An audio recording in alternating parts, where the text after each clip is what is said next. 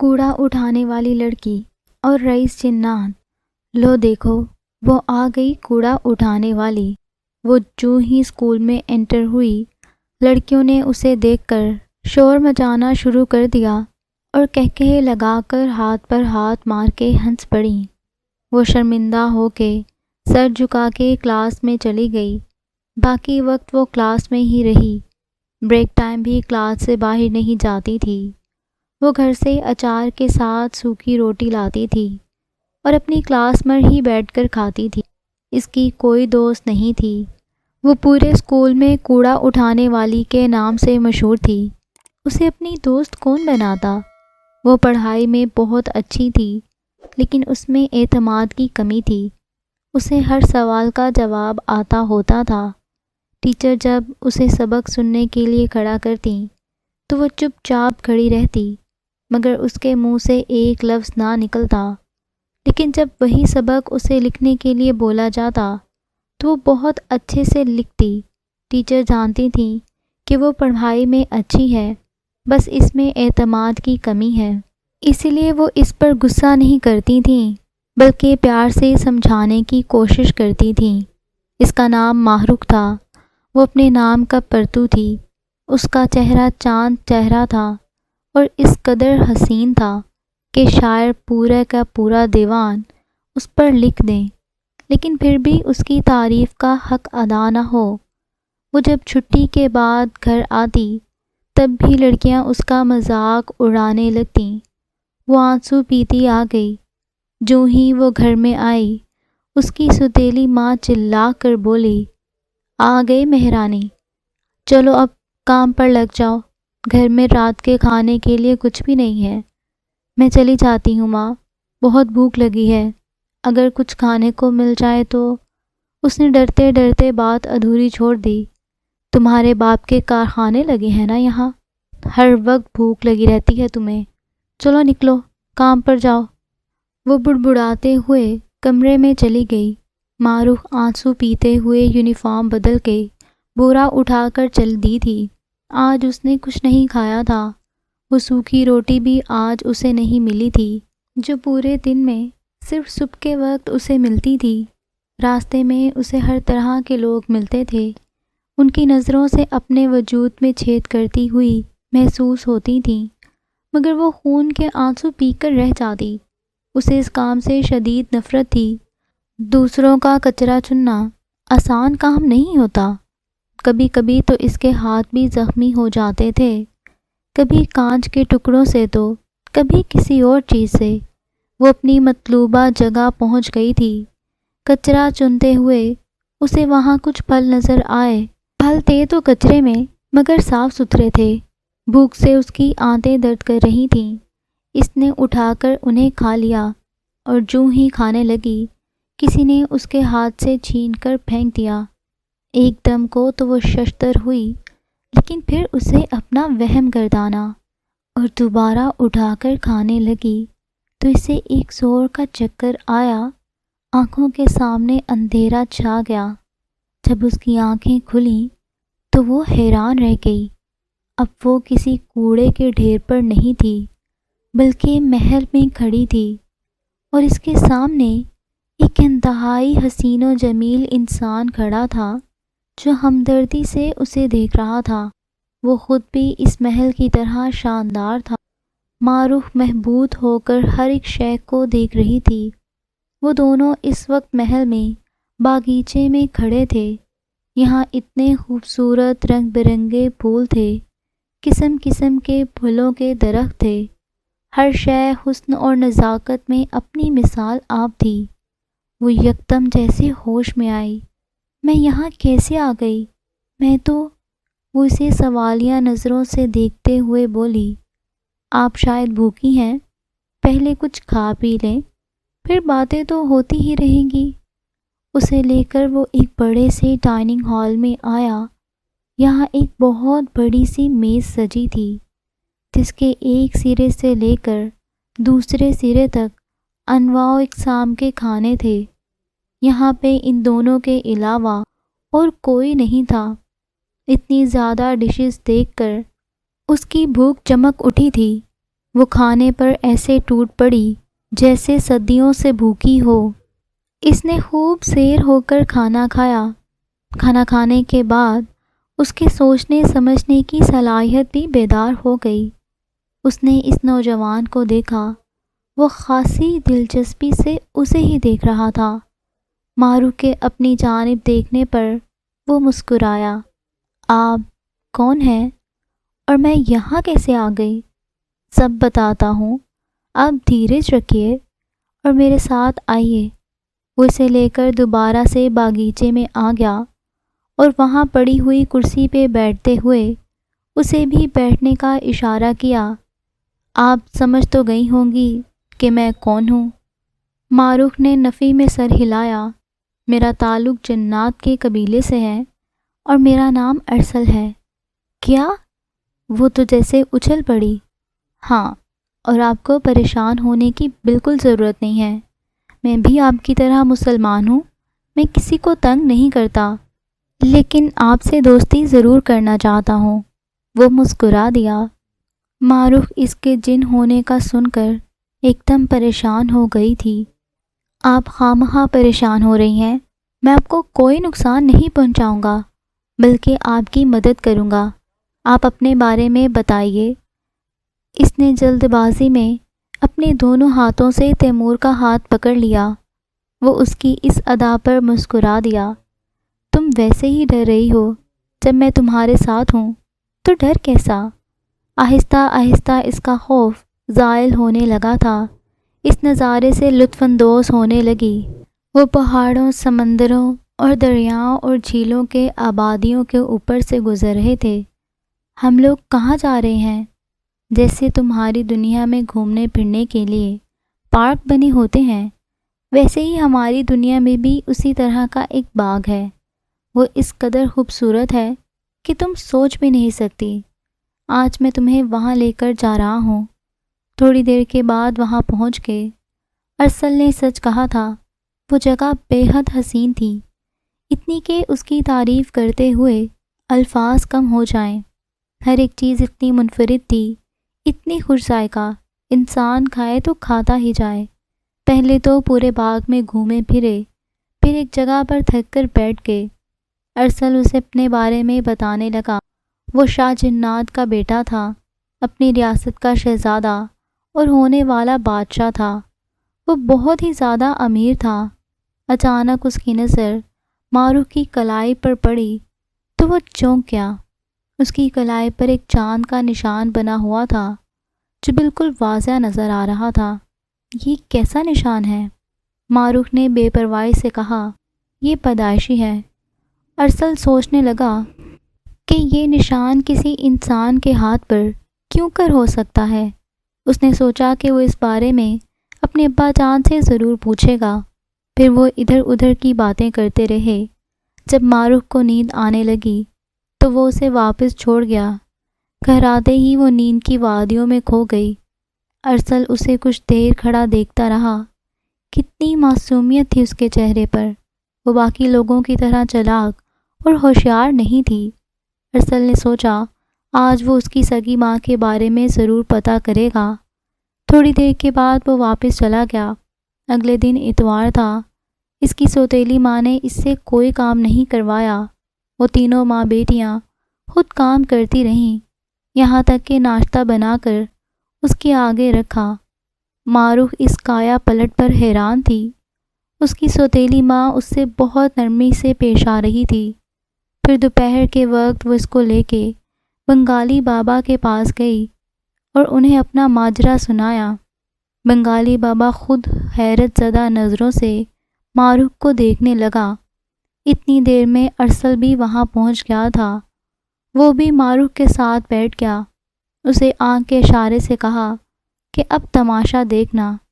بنگالی بابا آنکھیں بند کر کے پڑھائی کرنے کا ناٹک کرنے لگا۔ تھوڑی دیر بعد اس نے اپنی آنکھیں کھولی اور کہا، اس پر ایک حبیث آتما عاشق ہو گئی ہے۔ اس کا علاج کرنے کے لیے اس کو آج یہاں پر چھوڑ کر چلے جاؤ، کل لے جانا۔ ارسل کو اس کی آنکھوں میں ناچتی ہوئی ہوس صاف نظر آ گئی تھی اس کا غصے سے دماغ گھوم گیا۔ اس نے آؤ دیکھا نہ تاؤ، ڈنڈے سے اس کی پٹائی کرنے لگا۔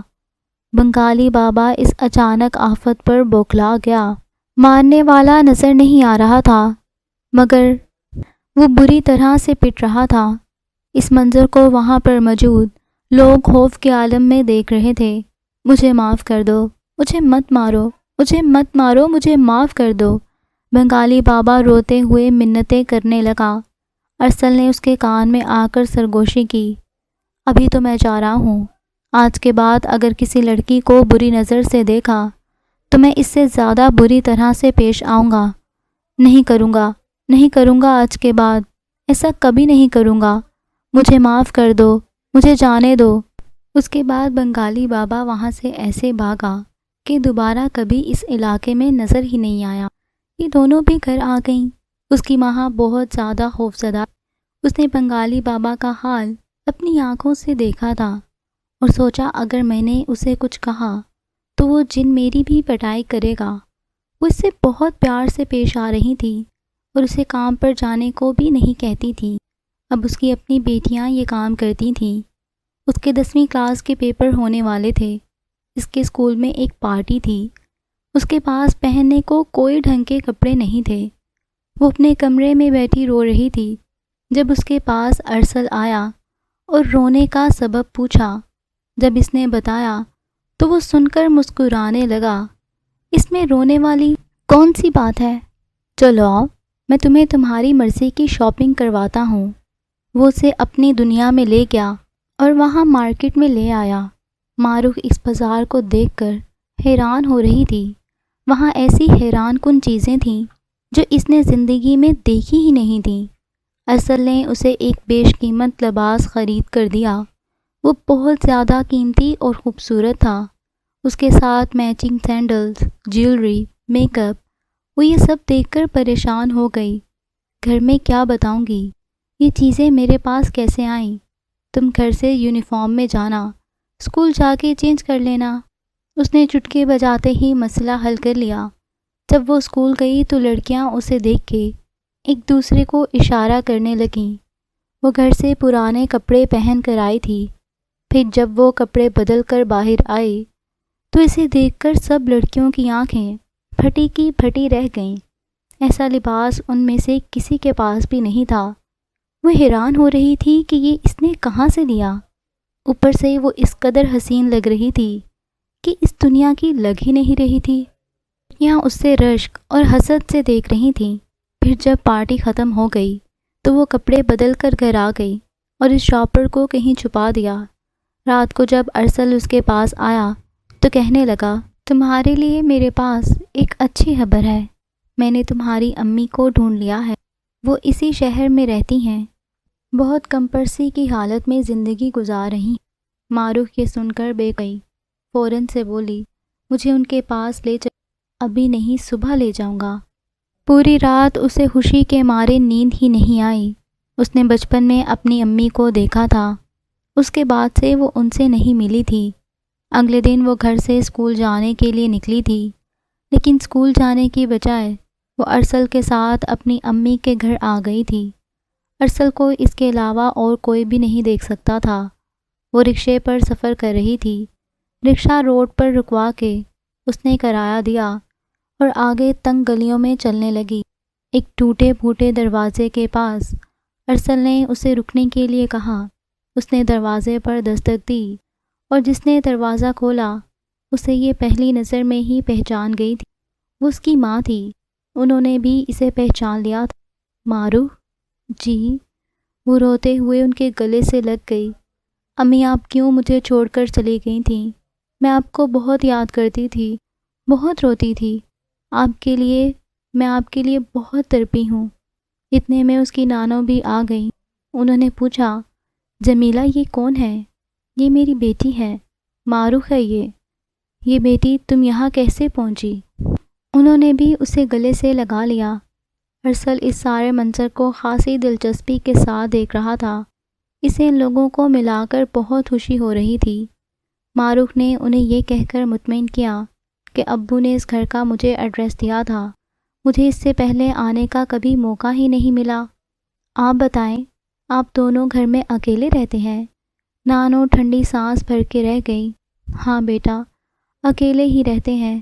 جب تمہارے باپ نے اپنی ماں کے کہنے پر آ کر مجھے طلاق دے دی تھی، تب میں تمہارے نانا ابو صدمہ برداشت نہیں کر سکتے تھے۔ وہ کچھ دن بعد ہی اپنے خالق حقیقی سے جا ملے تھے۔ معروف کو یہ سن کر بہت صدمہ ہوا تھا۔ وہ دن اس نے ان کے ساتھ ہی گزارا تھا۔ پھر گھر واپس آ گئی۔ اپنے کپڑے، کتابیں اور ضروری سامان اس نے ایک جگہ پر اکٹھا کیا اور سوتیلی ماں کو بتا دیا کہ وہ اپنی ماں کے پاس جا رہی ہے۔ سوتیلی ماں تو اس سے پہلے ہی خائف تھی۔ دل ہی دل میں اسے غصہ تو بہت آیا، لیکن وہ زبان سے کہہ کر اپنی شامت نہیں بلوانا چاہتی تھی، اس لیے خاموش ہی رہی۔ اگلے دن معروف اس گھر سے ہمیشہ ہمیشہ کے لیے چلی گئی۔ وہ جب اس دن آئی تھی تو اس نے اپنی امی اور نانوں کے حالات بھی دیکھ لیے تھے۔ امی سلائی کرتی تھیں، نانا کی پینشن معمولی سی تھی، ان کا بہت مشکل سے گزارا ہوتا تھا۔ ارسل انہیں اچھی خاصی رقم دی تھی اور کہا تھا یہ اپنی امی کو دے دینا۔ یہ کہنا ابو کا پرائز بانڈ نکلا تھا اور انہوں نے یہ پیسے مجھے دیے تھے، میں نے سنبھال کر رکھے ہوئے تھے، یہ اب آپ لے لیں اور ان سے بوتیک کھول لیں۔ اس کی امی اس کی امداد غیبی پر خدا کا شکر ادا کرنے لگی۔ انہوں نے آدھے پیسوں سے گھر میں ہی کپڑوں کی ایک چھوٹی سی بوتیک کھول لی اور آدھے پیسے سیو کر لیے۔ وہ ساتھ ساتھ سلائی بھی کام بھی کرتی تھیں۔ ان کا کام بہت اچھا جا رہا تھا، گھر میں خوشحالی آ رہی تھی۔ یہاں مجھے ڈانٹنے والا بھی کوئی نہیں تھا۔ بہت وقت کے بعد میں اپنی ماں سے ملی تھی۔ میں بہت زیادہ خوش تھی۔ میری زندگی بہت مزے سے گزر رہی تھی۔ زندگی میں نہ کوئی فکر تھی، نہ تنگی۔ اس دن میری امی میرے سر میں تیل کا مساج کر رہی تھیں، میرے ساتھ میرے بچپن کی باتیں کر رہی تھیں۔ جب میں نے ان سے پوچھا میری کلائی پر یہ نشان کیسا ہے، انہوں نے کہا کہ جب تم پیدا ہوئی تو یہ نشان تمہارے بازو پر تھا۔ انہوں نے مزید بتایا جب تم پیدا ہونے والی تھی تو مجھے بہت عجیب خواب، کبھی نورانی صورت بزرگ خواب میں آتے، کبھی بہت ہی خوبصورت خواب میں آتی تھی۔ وہ کہتے تھے کہ اس بچی کا بہت خیال رکھنا، ہمیں اس کی مدد کی ضرورت ہے۔ ہمارے محلے میں ایک بہت ہی نیک بزرگ تھے۔ میں نے ان سے اپنے خوابوں کا تذکرہ کیا تو انہوں نے مجھے کہا کہ بڑی ہو کر کوئی بہت بڑا کام سرانجام۔ میں ان کی باتوں کو حیران ہو سن رہی تھی۔ مجھے ابو نے ایسا کبھی کچھ نہیں بتایا تھا۔ یہ اس سے اگلے دن کی بات ہے۔ سوتے ہوئے میں نے بہت عجیب خواب دیکھا۔ ایک بہت دلکش عورت میرے خواب میں آتی ہے۔ اس نے بہت خوبصورت پاؤں کو چھوٹا سفید رنگ کا فراق پہنا ہوتا ہے، سر پر سفید نگوں والا تاج ہوتا ہے اور وہ مجھے دیکھتے ہوئے مسکراتی ہے اور کہتی ہے کہ تیار رہو، تمہیں جلدی ہماری مدد کرنے کے لیے آنا ہوگا۔ اس کے بعد میری آنکھ کھل گئی۔ میں نے اس کو اپنا وہم سمجھا اور سوچا کہ شاید امی کی باتوں کے سوچنے کی وجہ سے مجھے ایسا خواب آیا ہے۔ میں نے اس خواب کا ذکر کسی سے بھی نہیں کیا۔ میں امی اور نانوں کے سونے کے بعد ارسل کے ساتھ اس کی دنیا تھی۔ مجھے وہ دنیا بہت پسند۔ میں اس بات پر حیران تھی کہ ہم جنات کے بارے میں جیسا سنیں، یہ لوگ تو اس سے بھی الٹ ہوتے ہیں۔ جب اس بات کا ذکر میں نے ارسل سے کیا تو وہ ہنسنے لگا۔ ایسا نہیں ہے، جیسے تمہاری دنیا میں ہر طرح کے لوگ، اچھے بھی برے بھی، نیک بھی اور بد بھی، فرشتہ صفت بھی اور شیطان صفت بھی، ایسے ہی ہماری دنیا میں بھی ہیں۔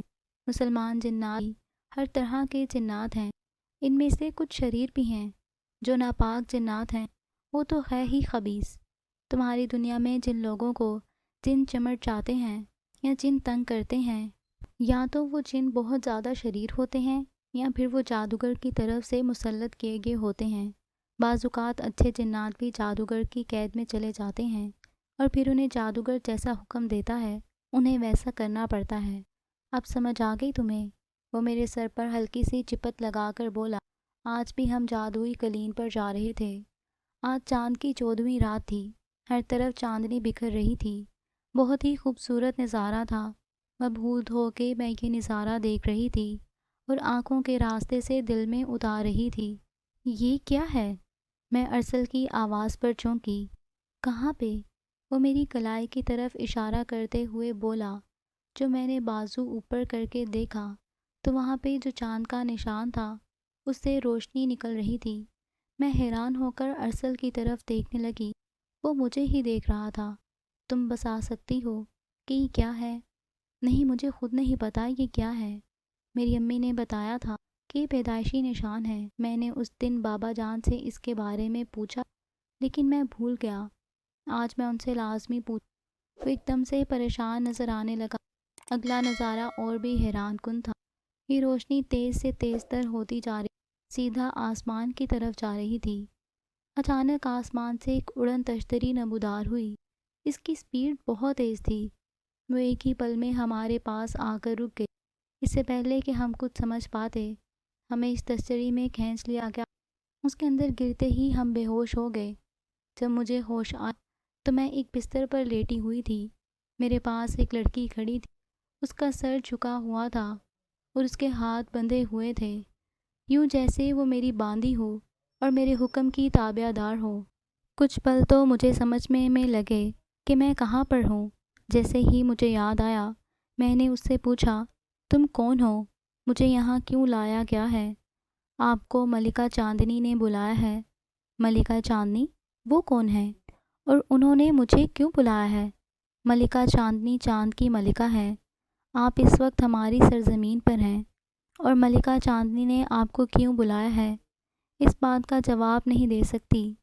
اگر آپ کو کسی چیز کی ضرورت ہو تو آپ بتا سکتی ہیں۔ اس کا مطلب یہ ہے کہ میں اب چاند پر ہوں۔ اس لڑکی نے اسبات میں سر ہلایا۔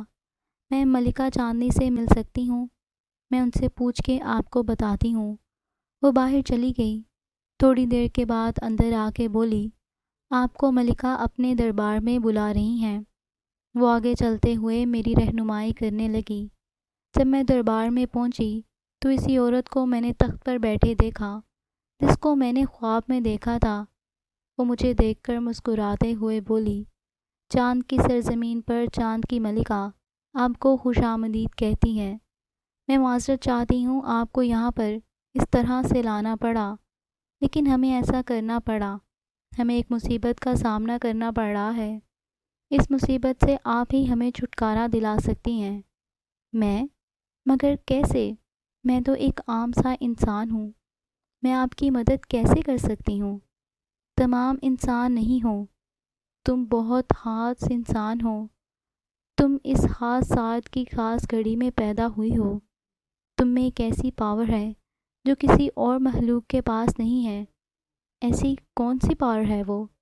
میں حیران ہو رہی تھی کہ کون سی الف لیلا داستان سنا رہی ہے مجھے۔ تمہیں پتہ چل جائے گا جب تمہارے پاس جس کلائی پر چاند کا نشان ہے اسے زمین پر رکھو۔ میں نے ایسا ہی کیا۔ اچانک مجھے ایسا لگا جیسے بجلی میرے وجود میں آ گئی ہو۔ مجھے اپنے وجود میں تبدیلی صاف محسوس ہو رہی تھی۔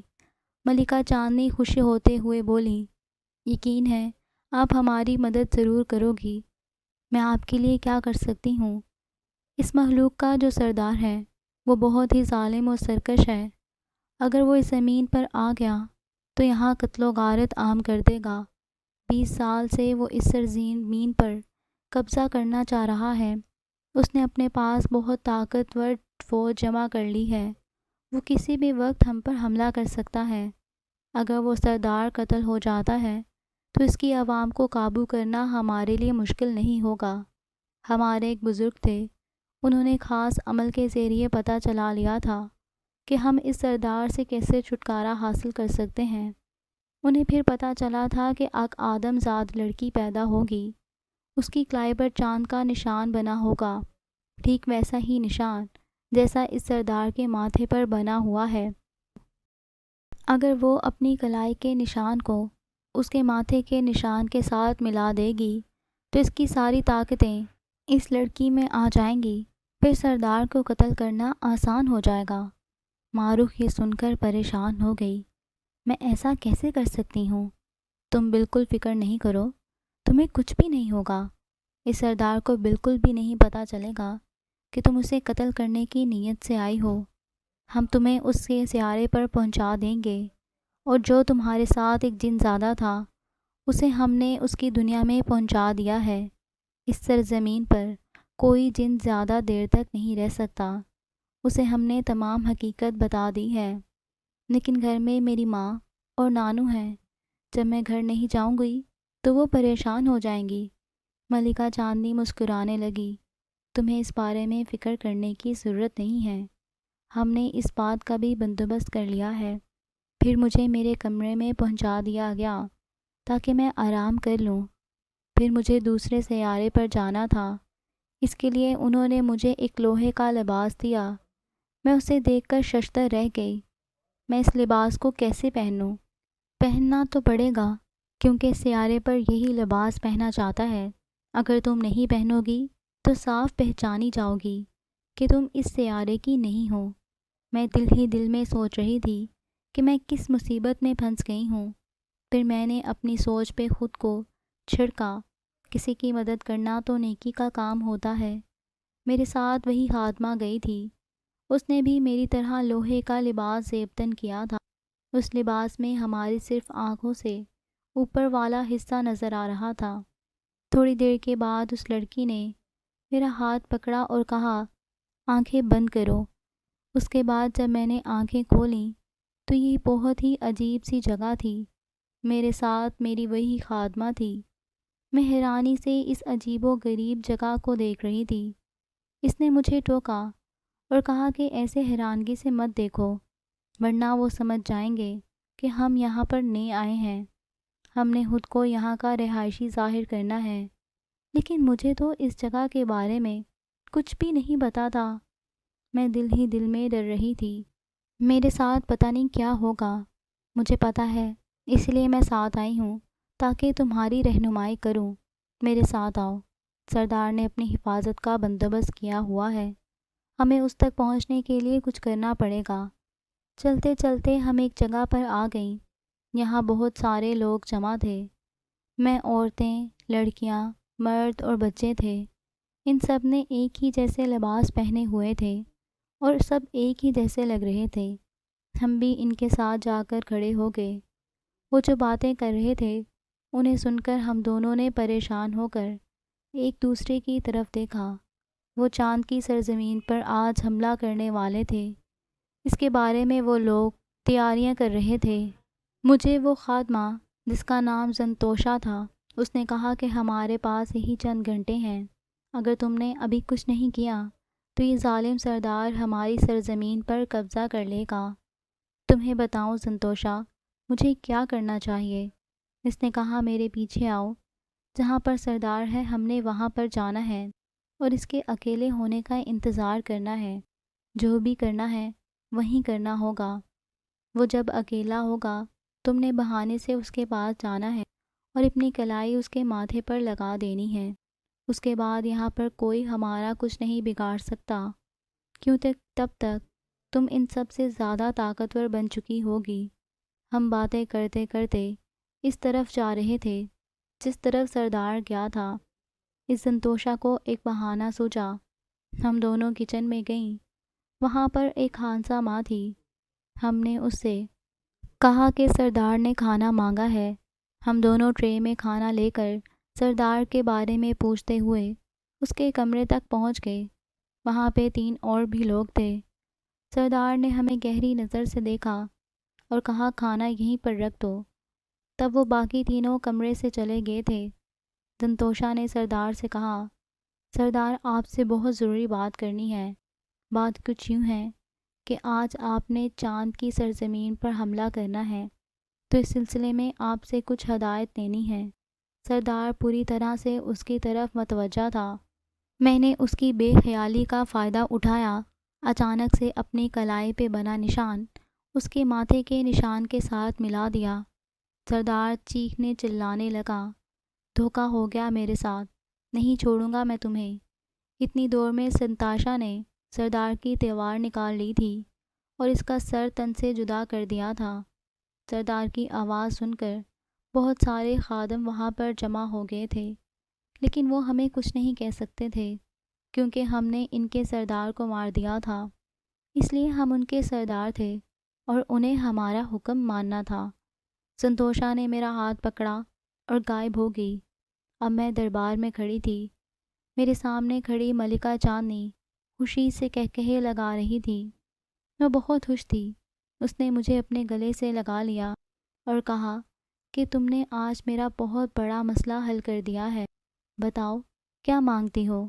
جو تم کہو گی میں تمہیں وہ سب دینے کو تیار ہوں۔ میں محض مسکرا کر رہ گئی۔ میں نے کہا یہ کام میں نے کسی لالچ کے لیے نہیں کیا، نہ ہی مجھے کسی چیز کی ضرورت ہے۔ تمہاری دیانتداری مجھے بہت پسند آئی ہے۔ چلو تمہاری مرضی سے نہ صحیح، میں اپنی مرضی سے تو تمہیں انعام دے سکتی ہوں نا۔ اس نے چاند کے 2 بڑے ہوئے بکسے میرے حوالے کیے۔ اس میں ہیرے جواہرات، سونا چاندی پڑا ہوا تھا۔ میں نے اسے مسکراتے ہوئے کہا آپ کا بہت شکریہ، لیکن یہ میرے کسی کام کے نہیں۔ میں امی اور نانوں کو ان کے بارے میں کیا بتاؤں گی؟ کہاں سے آئے ہیں؟ اس کا بھی ایک حل ہے۔ تمہیں اس کے بارے میں پریشان ہونے کی ضرورت نہیں ہے۔ اس نے مجھے ایک چھوٹی سی پوٹلی دی اور ملازمہ سے کہا کہ ان بکسوں کو اس پوٹلی میں ڈال دو۔ میں حیران رہ گئی، اتنی چھوٹی سی پوٹلی میں یہ کیسے آئیں گے؟ یہ جادو کی پوٹلی ہے، اس میں جو تم چاہے ڈال سکتی ہو اور اسے اپنے پاس سنبھال کے رکھ سکتی ہو۔ پھر میں نے ان سے اجازت چاہی۔ وہ اصرار کرنے لگی کل ہمارا جشن ہے اور یہ سب کچھ تو تمہاری وجہ سے ہی ممکن ہوا ہے۔ میں چاہتی ہوں کہ تم ضرور اس میں شرکت کرو۔ میں نے اس سے معذرت کر لی اور کہا کہ امی اور نانوں کی یاد آ رہی ہے مجھے۔ میں الوداع ان سے گلے نہیں ملی۔ اس نے کہا کہ میں تمہیں ایک بات بتانا بھول ہی گئی تھی، جب تم اپنی دنیا میں واپس جاؤ گی تو یہ چاند کا نشان تمہاری کلائی سے مٹ جائے گا اور یہ طاقت بھی ختم ہو جائے گی۔ میں پھر اسی اڑن تشتری میں واپس آ گئی۔ اس تشتری نے مجھے گھر کی چھت پر اتارا اور واپس چلی گئی۔ رات کا وقت ہو رہا تھا۔ مجھے بہت تھکاوٹ محسوس ہو رہی تھی۔ جب میں اپنے کمرے میں گئی تو اپنی جیسی شکل کی لڑکی کو دیکھتے میں ٹھٹک گئی۔ وہ مجھے دیکھ کر مسکرائی۔ لو تم آ گئی، اب میری ڈیوٹی ختم۔ تم ہو کون اور بالکل میرے جیسی ہو؟ ایسا کیسے ممکن ہے؟ میں ملکہ چاندنی کی خاص ملازمہ ہوں۔ میں تمہاری ہم شکل نہیں ہوں، بس میں نے تمہاری صورت اپنائی ہوئی ہے تاکہ تمہاری غیر موجودگی میں تمہارے گھر والے پریشان نہ ہوں۔ میں نے اس کا شکریہ ادا کیا اور وہ چلی گئی۔ میں بستر میں لیٹ کر گہری نیند سو گئی۔ اگلے 3-4 دن میں ارسل کا انتظار کرتی رہی، مگر وہ نہیں آیا۔ مجھے دل ہی دل میں پریشانی ہونے لگی۔ اتنے دن سے وہ کیوں نہیں آ رہا تھا؟ پہلے ایسا کبھی نہیں ہوا تھا اور مجھے اسے بلانے کا طریقہ بھی نہیں پتہ تھا، نہ ہی میں نے کبھی اس کی ضرورت محسوس کی تھی۔ لیکن اب میں اسے بہت زیادہ یاد کر رہی تھی۔ مجھے اس کی بہت کمی محسوس ہو رہی تھی۔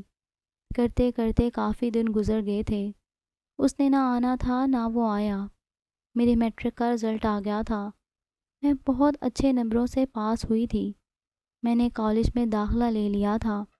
یہ ایک بہت اچھا پرائیویٹ کالج تھا۔ یہاں کو ایجوکیشن تھی۔ میرے لیے اچھی بات یہ تھی کہ یہاں پر مجھے جاننے والی کوئی لڑکی نہیں تھی۔ میں اپنی پڑھائی میں مصروف رہتی تھی اور ارد گرد میں بالکل دھیان نہیں دیتی تھی۔ ہماری کلاس میں ایک لڑکا تھا۔ وہ ایک بگڑا ہوا امیر زادہ تھا۔ لڑکیوں کے ساتھ دوستی، فلرٹ، ان کے ساتھ ٹائم پاس کرنا، یہ مشاغل تھے اس کے۔ پچھلے کچھ دنوں سے وہ مجھ پہ دلچسپی لینے لگا تھا۔ میں اسے نظر انداز کرتی رہی۔ ایک دن اس نے میرا راستہ روک لیا۔ میں اسے غصے سے جھڑک کے آگے جانے لگی تو اس نے میرا ہاتھ پکڑ لیا۔ میرا غصے سے دماغ گھوم گیا۔ میں ویسے بھی پہلے والی کم اعتماد ڈرپوک لڑکی نہیں رہی تھی۔ ایک چانٹا میں نے اس کے منہ پر رسید کیا اور آگے چلی گئی۔ وہاں پر جو لڑکے اور لڑکیاں تھے وہ اس پر ہنسنے لگے، اس کا مذاق اڑانے لگے۔ وہ غصے سے کھول اٹھا اور مجھے دھمکی دینے لگا، میں تمہیں نہیں چھوڑوں گا، میں نے اس کی دھمکی کو سیریس نہیں لیا اور اپنی روٹین میں ہی مصروف رہی۔ میں رکشے میں آتی جاتی تھی۔ اس دن چھٹی کے بعد میں گھر جا رہی تھی۔ ہمارا رکشہ جب تھوڑی سنسان جگہ پر پہنچا تو ایک دم سے ہمارے سامنے ایک گاڑی آ کر رک گئی اور کھڑی ہو گئی۔ اس میں سے 2 نقاب پوش مرد نکلے اور مجھے اٹھا کے گاڑی میں ڈال کے نامعلوم جگہ پر لے گئے۔ انہوں نے مجھے کوئی چیز سنگھا دی تھی جس سے مجھے کوئی ہوش نہیں رہا۔ اب مجھے ہوش آیا تو میں ایک بستر پر پڑی ہوئی تھی۔ میرے ہاتھ پاؤں بندھے ہوئے تھے، میرے منہ پر ٹیپ لگی ہوئی تھی۔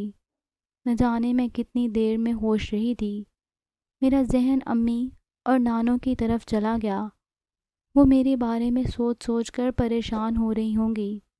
میرے ساتھ یہ کیوں ہوا تھا اور مجھے کس نے اغوا کیا تھا؟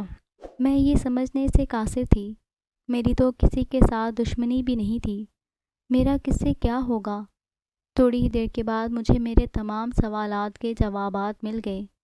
جب میں نے دروازے سے اندر آتے اس لڑکے کو دیکھا، وہ وہی تھا جس کو اس دن میں نے تھپڑ مارا تھا۔ مجھے دیکھ کر وہ شیطانی انداز میں کہکہے لگانے لگا، اس دن تم نے مجھے تھپڑ مارا تھا، مجھے کالج بھر میں رسوا کیا تھا۔ آج میں تم سے اپنی بے عزتی کا بدلہ لوں گا اور تمہیں میں بتاؤں گا جب انسان رسوا ہوتا ہے تو اسے کیسا محسوس ہوتا ہے۔ خطرناک عزائم سے میری طرف بڑھنے لگا۔ میری آنکھیں خوف سے پھٹی کی پھٹی رہ گئیں۔ نہ جانے اب زندگی کون سا نیا رنگ دکھانے لگی تھی۔ میں دل ہی دل میں اللہ تعالیٰ کو یاد کرنے لگی۔ اس سے پہلے کہ وہ میرے پاس آتا، زور کا جھٹکا لگا اور وہ دور جا کے گرا۔ میں خوشی سے کھل اٹھی۔ میں سمجھ گئی تھی کہ ارسل آ گیا ہے۔ تھوڑی دیر کے بعد ارسل میرے سامنے حاضر ہو گیا اور بہت بری طرح سے اسے پیٹنے لگا۔ جب تک وہ نیم بے ہوش نہیں ہو گیا ارسل اسے مارتا رہا۔ پھر وہ میرے پاس آیا، میرے ہاتھ اور پاؤں کھولے۔ میں جذباتی ہو کر اس کے گلے سے لگ کر رونے لگی۔ اگر وہ نہ آتا تو میرے ساتھ پتہ نہیں کیا ہو جاتا۔ اس نے آہستگی سے مجھے خود سے علیحدہ کیا اور پوچھا، تم ٹھیک ہو؟ پھر مجھے کہنے لگا کہ اپنا حلیہ ٹھیک کرو، میں تمہیں گھر لے کر جاؤں گا۔ میں گھر آئی تو امی بہت زیادہ پریشان تھیں۔ مجھے دیکھتے ہی میرے پاس آ گئیں اور پوچھنے لگیں کہ اتنی دیر کیوں لگا دی۔ میں نے ان سے ایکسیڈنٹ کا بہانہ کیا۔ ایکسیڈنٹ کا سن کر تو وہ اور بھی زیادہ پریشان ہو گئیں۔ پھر میں نے انہیں بہت مشکل سے سمجھایا کہ میں ٹھیک ہوں، مجھے کچھ نہیں ہوا۔ مجھے گھر چھوڑ کے ارسل اسی وقت چلا گیا تھا۔ رات کو امی اور نانوں کے سونے کے بعد وہ آیا اور اپنی غیر حاضری کا سبب بتانے لگا۔ یہاں پر ایک جادوگر تھا جو اس کی طاق میں لگ گیا تھا۔ وہ ارسل کو حاصل کرنے کے لیے عمل کرنے لگا۔ ارسل کو اس بات کا پتہ چل گیا تھا، اس لیے اس نے اس دنیا میں آنا چھوڑ دیا تھا۔ عمل کرتے ہوئے اس جادوگر سے غلطی ہو گئی اور وہ موت کے منہ میں چلا گیا۔ جب میں تمہارے گھر آیا تو تمہاری امی کو پریشان دیکھا۔ جب مجھے پتہ چلا کہ تم ابھی تک گھر نہیں آئی، میں نے تمہیں بہت ڈھونڈا، ہر جگہ تلاش کیا، پھر بہت مشکل سے اس جگہ تک پہنچا۔ اس لڑکے کی تمہارے ساتھ کس بات پر دشمنی تھی؟ میں نے مختصراً اسے سارا واقعہ بتایا۔ اس نے کہا کہ تم نے بالکل ٹھیک کیا، اب وہ تمہارے کبھی سامنے کچھ غلط کرنے کے بارے میں نہیں سوچے گا۔ تمہارے لیے کوئی بھی خبر ہے میرے پاس؟ وہ کیا؟ میں نے حیرانی سے پوچھا۔ بابا جان میری شادی کر رہے ہیں، شادی کے ساتھ ہی وہ میری دستار بندی کر دیں گے۔ وہ نظریں چراتے ہوئے بولا۔ یہ بات سن کر میرے دل کو کچھ ہوا۔ میں یہ بھی جانتی تھی کہ وہ جن زاد ہے اور میں آدم زاد، ہم دونوں کا ملاپ ممکن نہیں۔ زبردستی مسکرائی، اوپری دل سے اسے مبارکباد بھی دی۔ اس کے بعد وہ ادھر ادھر کی باتیں کرتا رہا اور تھوڑی دیر کے بعد چلا گیا۔ اگلے دن کالج سے واپس آتے ہوئے میں نے اپنی سوتیلی ماں کو دیکھا۔ وہ بہت برے حالوں میں تھی، پھٹے پرانے کپڑے پہنے وہ بھیک مانگ رہی تھی۔ مجھے انہیں دیکھ کر دکھ ہوا۔ میں نے فیصلہ کیا کہ میں ان کی مدد کروں گی۔ رات کو جب ارسل آیا تو میں نے اس سے بات کی۔ وہ مجھے لے کے اس گھر میں گیا۔ میں نے اپنی پوٹلی میں سے کچھ زیورات نکالے اور اپنی سوتیلی ماں کے سرہانے رکھے اور واپس آ گئی۔ اگلے دن مجھے ارسل کی زبانی پتہ چلا تھا کہ وہ ان زیورات کو دیکھ کر بہت خوشی ہوئی تھیں اور دینے والے کو دعائیں دے رہی تھیں۔ مجھے یہ سن کر انجانی سی خوشی ہوئی۔ کچھ دنوں تک ارسل کی شادی بھی شروع ہو گئی تھی۔ میں نے اس کی شادی کی تمام رسومات میں شرکت کی۔ مجھے لینے کے لیے اس کا خاص ملازم آتا تھا۔ شادی کے بعد وہ ہمارے گھر کم کم آنے لگا کیونکہ وہ اپنی سلطنت کا بادشاہ بن گیا تھا اور اب اس کی ذمہ داریاں بڑھ گئی تھیں۔ اس نے مجھے ایک انگوٹھی دی تھی اور کہا تھا جب بھی میری ضرورت ہو اس کو اپنی ہتھیلی پر رگڑنا تو میں آ جاؤں گا۔ مجھے جب بھی اس کی ضرورت ہوتی تھی تو میں اسے بلا لیتی تھی اور جب کسی غریب کو دیکھتی تھی تو اس کی ضرور مدد کرتی تھی۔ امی نے میری بھی اپنے رشتہ داروں میں شادی کر دی تھی۔ میں اپنے گھر میں بہت خوش تھی۔ سچ کہتے ہیں زندگی میں اگر مشکلات آتی ہیں تو زندگی میں آسانیاں بھی آتی ہیں۔ ہمیں مشکلات سے گھبرانا نہیں چاہیے، ہمیں حالات کا مقابلہ کرنا چاہیے۔ ختم شد۔